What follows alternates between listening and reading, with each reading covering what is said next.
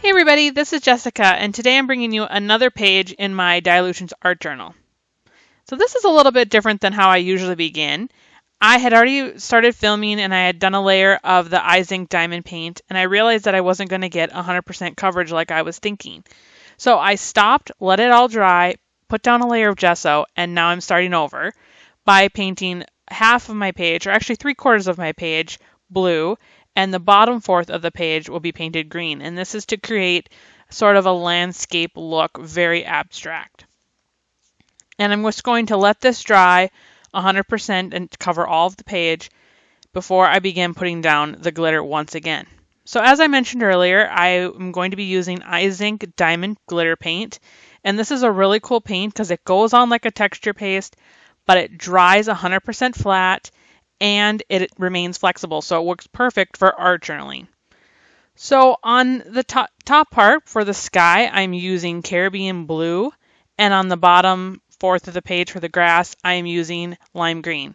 And on the grass, I'm also just using my finger to smooth it out and get even more coverage. And now that it's dry, you can see how much shimmer and shine you get from this glitter paint.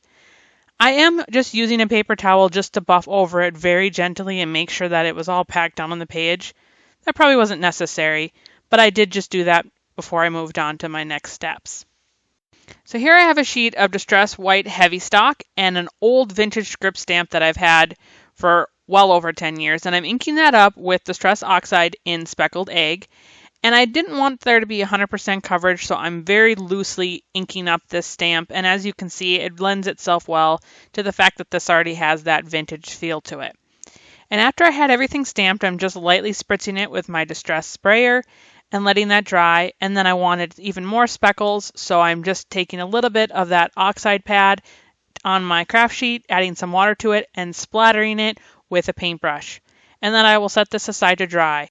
So here I have a sheet of dictionary paper and some clear packing tape, and I'm sticking the packing tape directly onto the dictionary paper, and then I will pull these strips of tape away from the page. And the reason why I'm doing this is as you pull the tape, some of the paper will remain full coverage, and some of it will actually just lift the text only and leave the paper behind.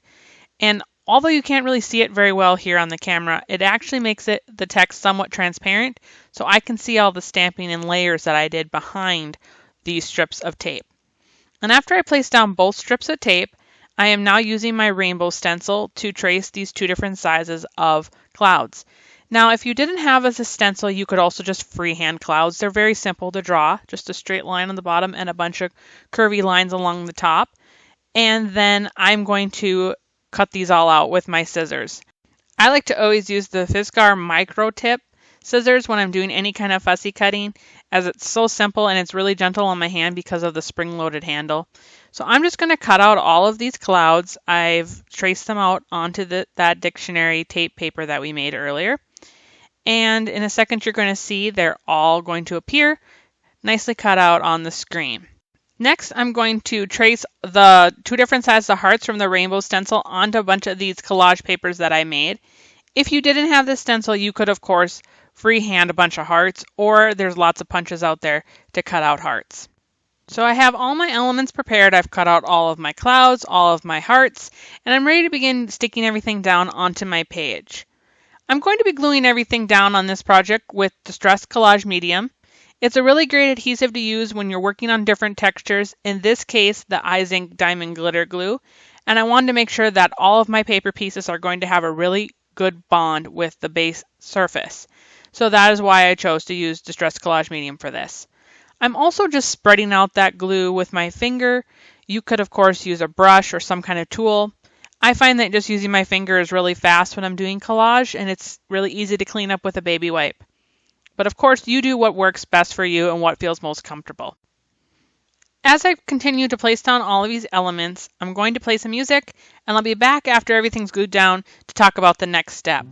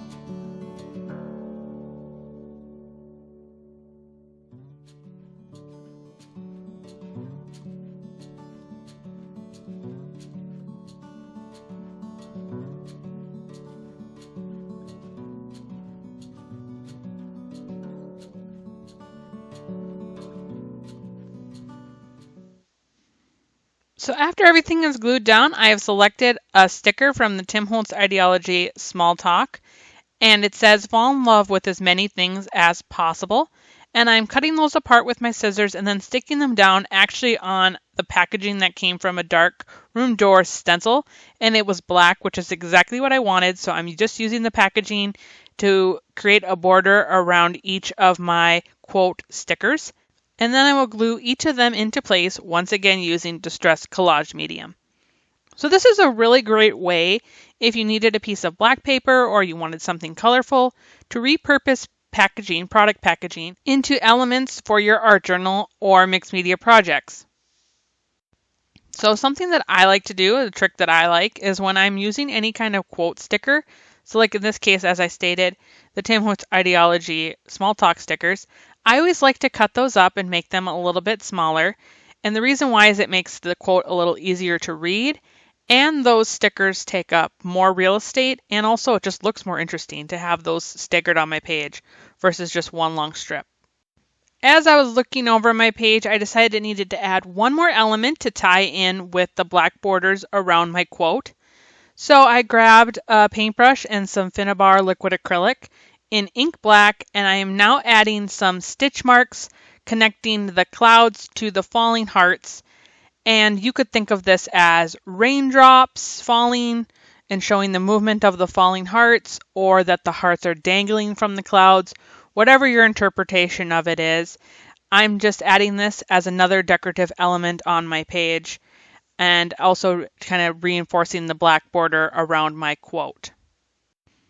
I'm making sure to add one stitch line for each heart that's falling from the clouds, but I'm also adding some extra stitch lines because, as you can see, some hearts have already fallen from the clouds, so those lines that don't have a heart actually connected to them, the heart has already fallen and is in the grass. So if you're wondering why is there a bunch of extra dangling lines that don't have anything connected to them, that's because the heart has already fallen off and is laying in the grass. Because I'm working over the top of this glitter paint, I am choosing to make these doodle marks with acrylic paint and a paintbrush versus a traditional pen or paint marker. If I had used a pen or a paint marker on the glitter paint, I could have maybe damaged the tip of the pen, and I didn't want to risk it.